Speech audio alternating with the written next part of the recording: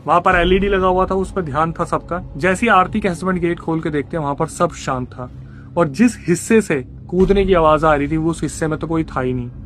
ये चुपचाप वापस आते हैं और आरती को बताते हैं कि यार पता नहीं ऊपर क्या हो रहा है, लेकिन वो लोग तो शांति से बैठे हुए हैं, मतलब वहां पर कोई ऐसी आवाज करने वाला है ही नहीं। आरती इस टाइम पर बहुत ज्यादा डर गई थी। इस रात ये दोनों डर की वजह से नहीं सोए कि एक्चुअली में हो क्या रहा है, लेकिन फिर भी जो हस्बैंड थे वो थोड़ा स्ट्रांग थे और उन्हें लगा कि यार ये मस्ती मजाक कर रहे हैं। और जैसे ही इन्हें पता चला कि मैं आ रहा हूँ, शायद इन्होंने सीढ़ियों पर मुझे चढ़ते सुन लिया, तो ये शांति से बैठ गए। लेकिन आरती को बिलीव हो रहा था कि यहाँ पर कुछ ना कुछ है, क्योंकि आरती वहां पर अकेली रहा करती थी, उस घर में अकेली रुकती थी, काम करती थी, तो उन्हें हमेशा ऐसा महसूस होता था कि आगे पीछे कोई ना कोई तो है। धीरे धीरे वक्त गुजरने लगा और इन लोगों ने इस चीज की आदत डाल ली।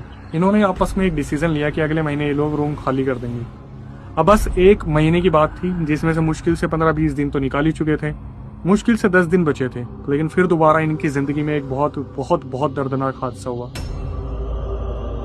वेडनेसडे को आरती के हस्बैंड की छुट्टी होती थी और ये लोग घूमने निकलते हैं। पूरे दिन ये लोग घूमे अलग अलग जगह पर, जहां जहां पर इनके हस्बैंड जाया करते थे आरती को लेके गए। बहुत हसीन माहौल था वो, इन्होंने काफी टाइम स्पेंड किया, काफी टाइम बाद।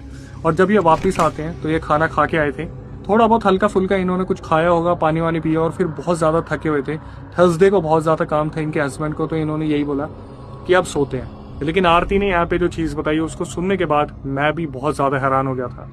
आरती ने बताया कि अक्षय आप बिलीव नहीं करोगे, मेरे हस्बैंड सोने के लिए लेटे और मैं चेंज करने के लिए थोड़ा सा आगे बढ़ी, मैंने वॉशरूम में जाके चेंज करा और जब मैं वापस आई तो मैंने देखा मेरे हस्बैंड बिलक बिलक के रोने लग रहे हैं। ये चीज कैसे पॉसिबल हो सकती है? एक इंसान जो पूरे दिन घूमा है वो घर आके रो कैसे सकता है?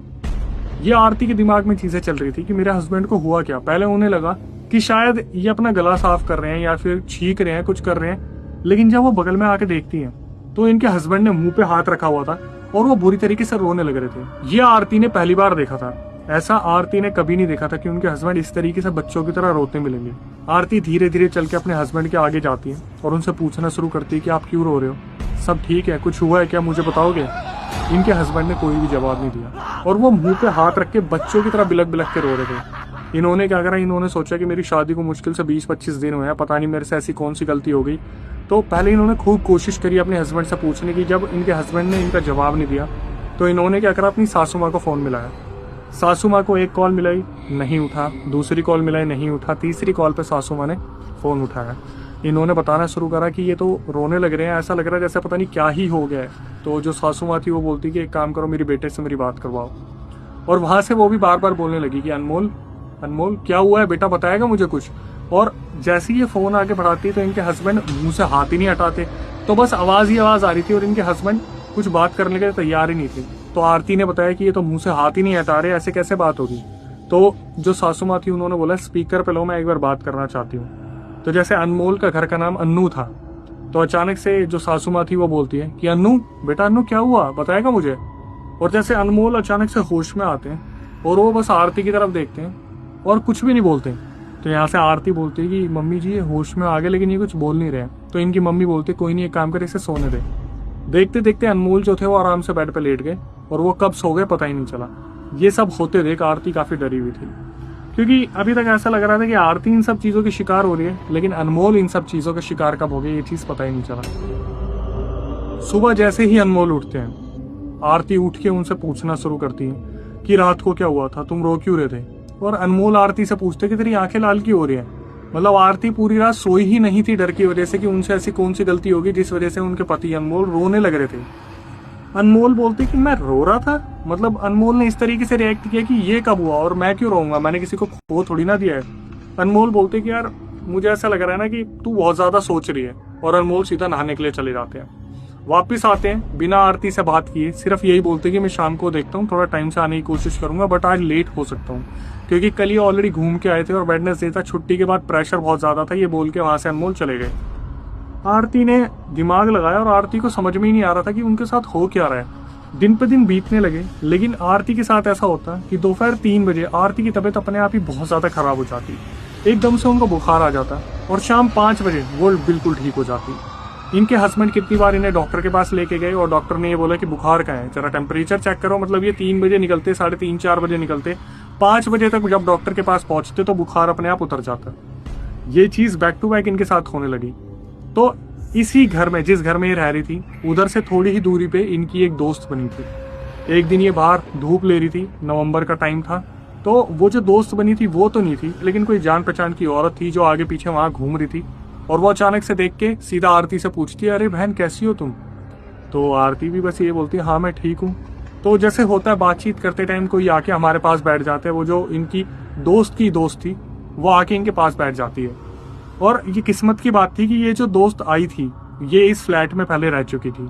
अब ये पूछना शुरू करती है कि क्या हुआ, तुम इतना परेशान क्यों दिख रही हो? तो आरती उस चीज को ढकने की कोशिश करती कि नहीं ऐसा कुछ भी नहीं है। इतने में क्या होता है, अचानक से इनकी सासू माँ का फोन आ जाता है। तो आरती बोलती कि रुक 1 मिनट में कॉल पे बात करके आती हूँ, तू यहीं रुकी हो, फिर मैं तेरे से बात करूंगी। तो वो जो दोस्त बैठी थी वो भी यही बोलती ठीक है तुम एक बार बात कर लो। तो सासू माँ का कॉल आता है और सासू माँ बोलती है कि देखो मैंने एक पंडित से चेक कराया है कि रात को अनमोल को हुआ क्या था। तो वो पंडित जी बस इतना बोल रही कि रूम में दिक्कत है, रूम को खाली कर दो। और 2-4 मिनट बात हुई होगी तो आरती ने सासू माँ को ठस्सा दे दिया ये बोल के कि मैं आपसे बाद में बात करती हूँ, मुझे कुछ इंपॉर्टेंट काम है। तो सासू माँ ने भी यही बोल दिया ठीक है बेटा कॉल कर लेना फ्री होके।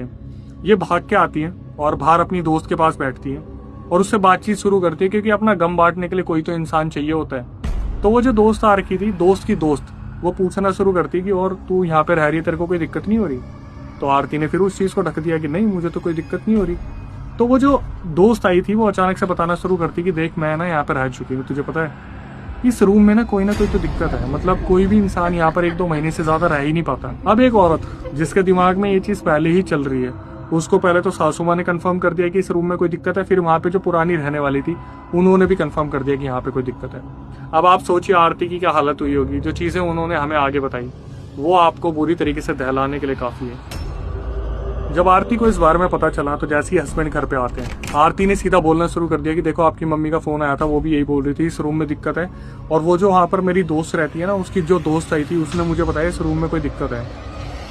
थका आ रहा इंसान जब वापिस आता है तो वो सुकून ढूंढता है। अनमोल ने सीधा बोल दिया कि देखो मुझे इन सब चीज़ों पर भरोसा नहीं है और मुझे भरोसा करना भी नहीं है और मुझे भरोसा मत दिलाओ। और जब मैंने बोल दिया कि 10 दिन बाद ये रूम चेंज करना है तो 8-10 दिन निकाल लो ना यार, कैसे भी मैं भी तो कर ही रहा हूँ ना, ये ऊपर वालों ने मेरा जीना हराम तो कर रखा है, मैं भी तो सोने की कोशिश कर ही रहा हूँ। खैर वक्त बीतता गया और फिर दोबारा आरती ने अपना जोर लगाया, सासू माँ को बोला कि एक बार दोबारा पता करवाओ।